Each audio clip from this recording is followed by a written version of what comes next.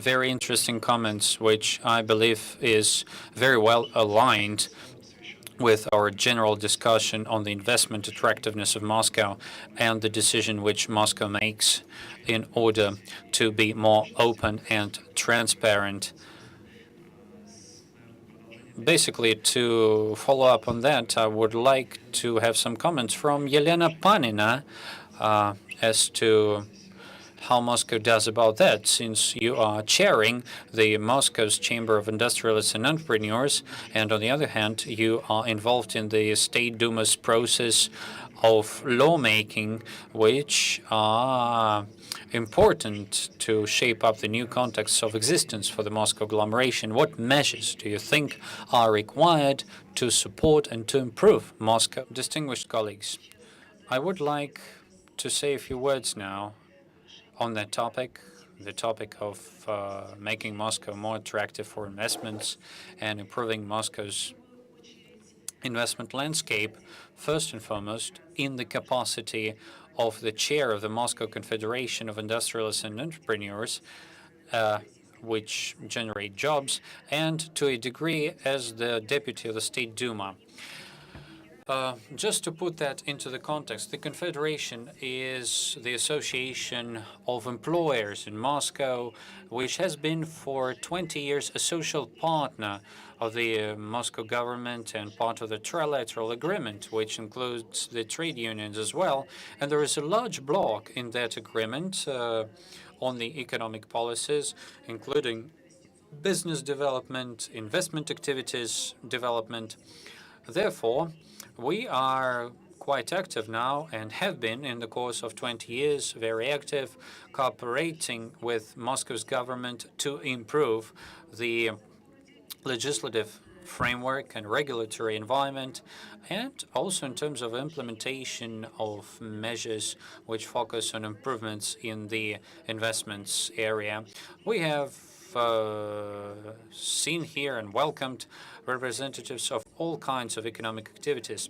Regarding investment and investment in construction companies, now the Confederation unites the companies which cover about 80% of the construction market of the city of Moscow.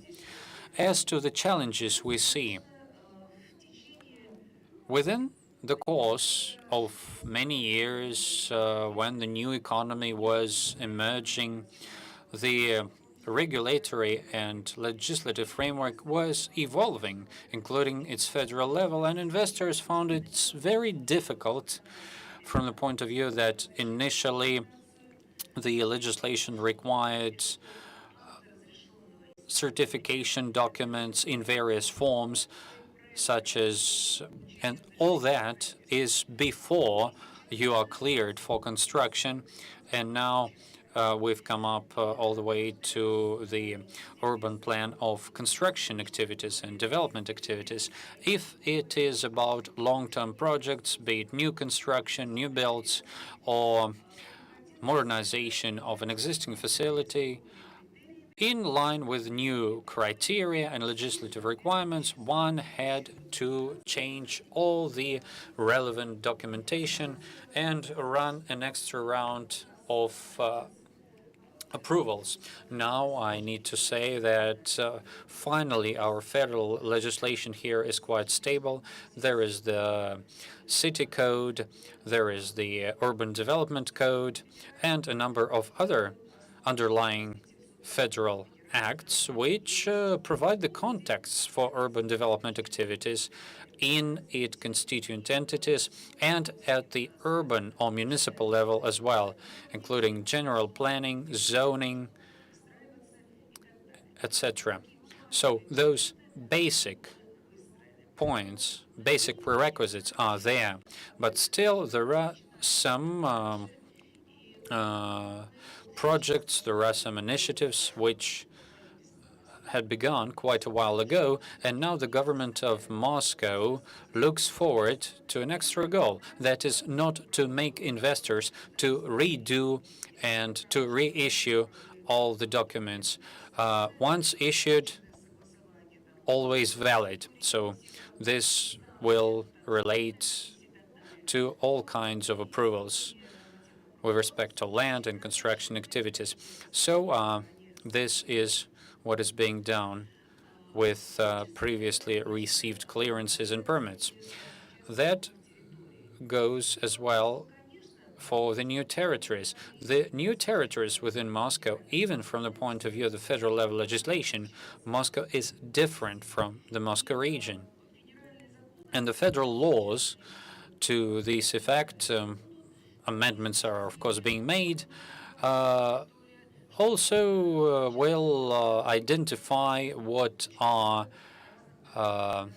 various kinds of urban territories, including roads, motorways, and housing areas. So this is being done, and we're looking towards completion of the process. The business community of Moscow and the business community in these territories are both very active contributors to that process. From this point of view, I believe there will be no major obstacles from the point of view of having due regulatory and legislative framework. Yet, from the point of view of implementation or putting all that legislative framework to work in the form of administrative regulations and procedures, here specifically we see a lot of problems. Very often, agencies and organizations require one and the same documents and approvals several times. So there is a kind of over-redundancy in this area. Unfortunately, insofar, and this is not only specific for Moscow, this can be found nationwide, and our president, Mr. Putin, has repeatedly spoken about that, saying that the process of getting all the papers up to the construction permit takes a lot of time.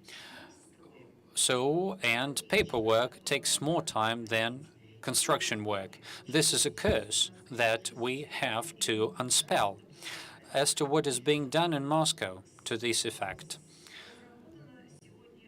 we have developed, with respect to majority of those procedures, administrative regulations by the Moscow government, contributed to by the business community, which outline quite clearly all the procedures for paperwork, not to run across that redundancy once again, not to require time after time all the same papers. So from the point of view of improvement of the normative framework, which regulates the entire set of procedures of getting all the necessary papers all the way to the construction permit, is already integrated into the administrative regulations. Another point is that there is also the question of interaction, clear interaction of various agencies and organizations to be within deadlines outlined by the regulations. To do that, upon the directive of Sergei Sobyanin, the mayor of Moscow, established a targeted working group with co-chairs. One is Mr. Husnulin, deputy mayor, Marat Shekizyanovich Husnulin, deputy mayor, who is covering all the urban development block in the government, and Panina, being the chair of the Moscow Confederation of Industrialists and Entrepreneurs. So on a parity basis, the group also includes all the structures representing the government of Moscow, including the Department of Economic Policies and the Land Committee and the Property Committee, and those who have to do with energy, resources, and utilities. So everyone who should be there. And also on the part of business, also on a parity basis, production companies, investment companies, construction companies, all those entities who are greatly interested in simplification and facilitation of the investment process and improvement of the investment landscape in Moscow. So the working group is there, live and kicking. We have the secretariat, and Therefore, very clearly, upon the applications, upon the requests from the business community, we see two types of issues. One is that, indeed, in the administrative regulations, we have to put something more to achieve the goals, especially in light of new territories becoming part of Moscow City. This requires improvements in the legislative and regulatory framework. And the second part relates to the implementations of those rules and procedures. It is about having this working group consider specific investment projects or construction sites where we identify administrative burdens, procrastinations, etc., etc. This means to say that actually Moscow of today has not only the due normative and regulatory framework, but also the practical mechanisms in order to resolve issues which arise and specifically address any situation. Let me also say a few words that on another subject, that within the Confederation of Manufacturers Entrepreneurs of Moscow, we have established a consultative and advisory center that also provides necessary assistance to our business community. What would I say in conclusion? Well, of course,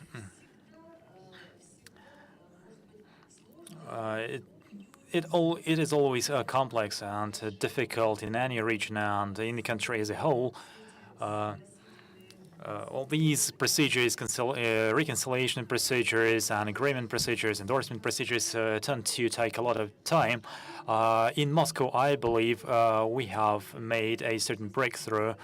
And since Mr. Sharonov is present here, who is to a large extent responsible for lawmaking in economic policies, what we would like to see is that now that we've got certain legislative base in place, let us not change it so dramatically. It would be great to see that happening because it is always stands in the way of investment or of business development and investment in the first place. Stability of legislative base of rules and regulations is one of the major preconditions for boosting investment.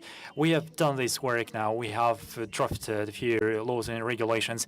There will be certain amendments in connection with new areas accessing Moscow, but it shouldn't change too radically, whereby you have today you have one set of rules and tomorrow quite a different set of rules.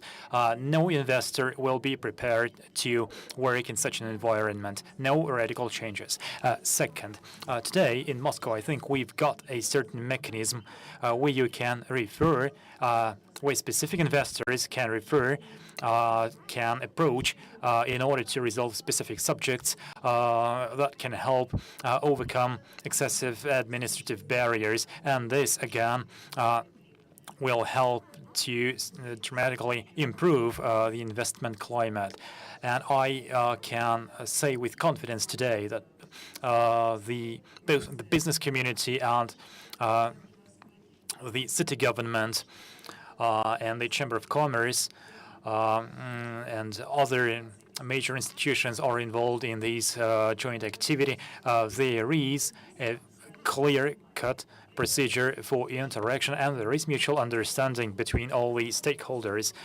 This is great. Well, of course, I wouldn't claim that everything's absolutely fine and all the issues are being resolved. Well, of course, any investor still bumps into quite a few of various issues.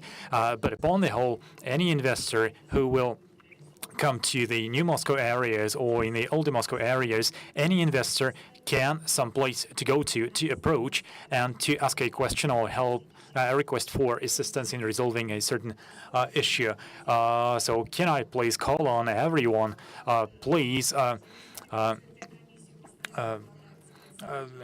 we are quite open, and it will be very great to see all of you among our potential investors.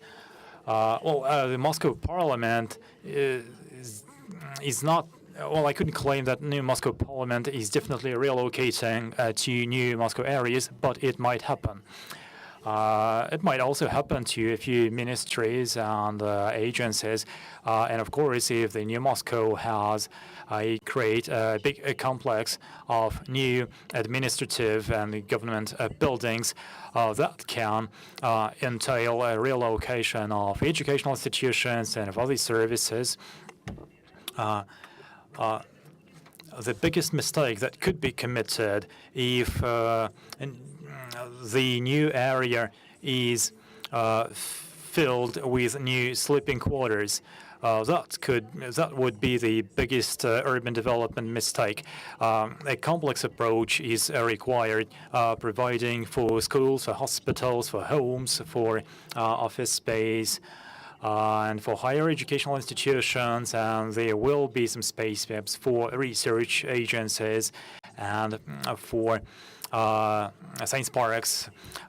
Welcome with investment to Moscow, both old and newer Moscow.